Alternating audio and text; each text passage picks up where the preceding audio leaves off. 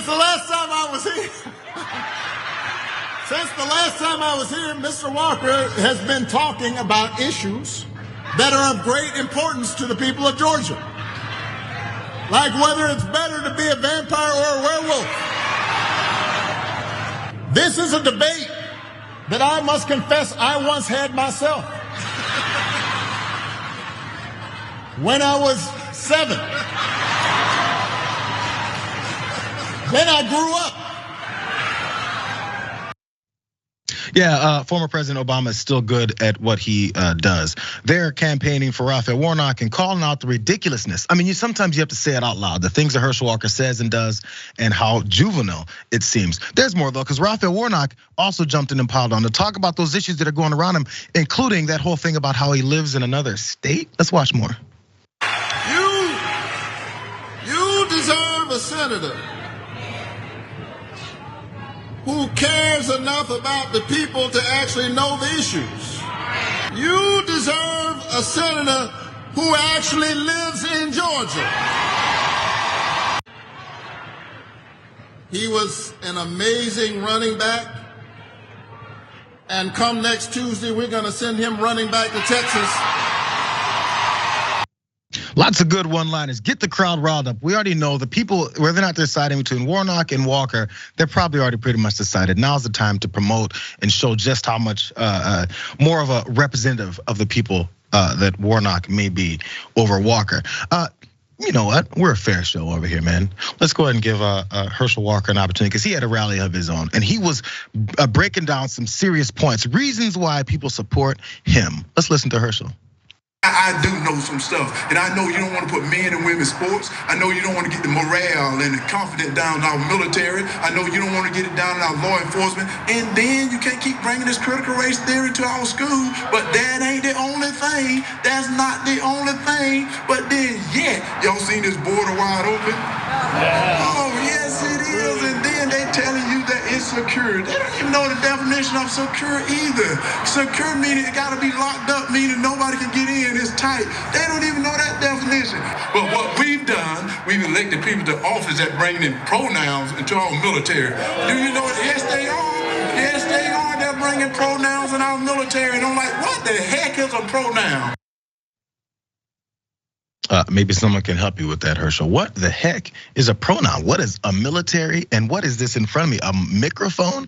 Either way it goes, Herschel Walker there giving his perspective, which by the way, exclusive TYT footage there, shot there. And Michael Schur was in the house as well as they were talking there. And I don't know how he got admitted, but he did get a chance to talk to some of those supporters. This is the main question.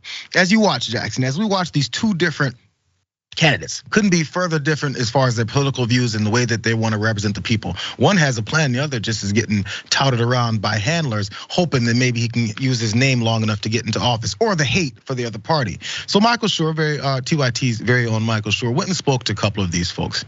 And I would love to know what it is that they still like about this guy, or what is they think he's gonna do that's positive for the people of Georgia. Let's watch. And what is it about Herschel that you like so much?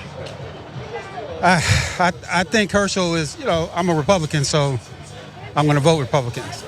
No matter who, would you vote? No, but whoever had the R to the right of their name. Well, you got to vote with along party lines, because if you have a president that in Biden's situation right now, we have the House and he doesn't have the Senate, it's hard to get stuff done. So we got to make sure it's down along the party lines. So is there anything that would be like a deal breaker for a Republican for you? That's something that would just be like a bridge too far for you? At this point, no. Absolutely not. That's the whole point. That's the way they brainwashed folks. Think about some of those things that last constituent said. I'm gonna let you in this. I have this one last point here, Jackson. He said, if you're in a position like what Biden is in, he's got the presidency, and then now we've got the House. And then hopefully something with the Senate. I think he still thinks the Senate is up for grabs. Potentially that's what he's thinking. And he said, it's hard for Biden then to get stuff done. We've got constituents that have adopted the language of politicians whose only objective is to make sure nothing gets done so that they can then blame it on that party that has the presidency or maybe even other branches of government and says, now give us power so that we can continue to do nothing and then still complain about how horrible the situation is so you can continue to vote for us. It's the same process. If you got politicians that are pushing that, there should be enough constituents that are thinking, yo, that doesn't help me out at all. We're supposed to be voting for ourselves because we're the country, not following behind politicians that tell us what they want us to do for them. We flipped the whole narrative and they've got an entire voting bloc doing this, Jackson.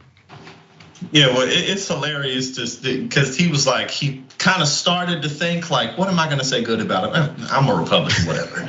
Like he didn't even try because everyone knows, you know what I'm saying? But I mean, he even got Gucci Mane. He put out a song like a month ago where he called people who voted for Herschel Walker idiots. I was like, oh, you got Gucci talking about y'all.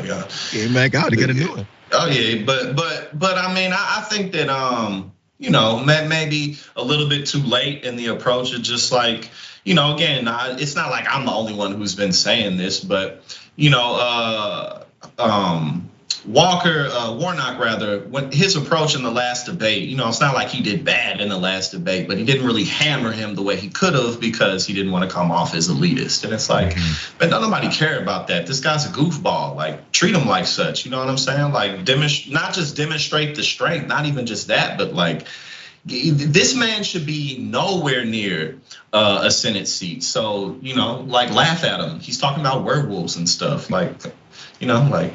Point out the stuff that he's got everyone laughing about. And maybe the question, the thought, at least the approach is to try and convince and pick off some of those Walker votes. I think the potential of those being picked off and brought over, at least in this a runoff vote here that they gotta have, maybe they just won't come out. So it's not even a matter of picking them off. It's just a matter of making sure everyone knows that it's supporting you. We need you out here because this is what we're gonna be faced with. I get the point of trying to bring in the other voters. You want to be a big tent. You want to make sure you're showing the representation of all the people, which I think is very important. But in this particular thing, the lines have been drawn. The people who are on board, like that guy at the end, is on board. It does not matter to him. This is straight up.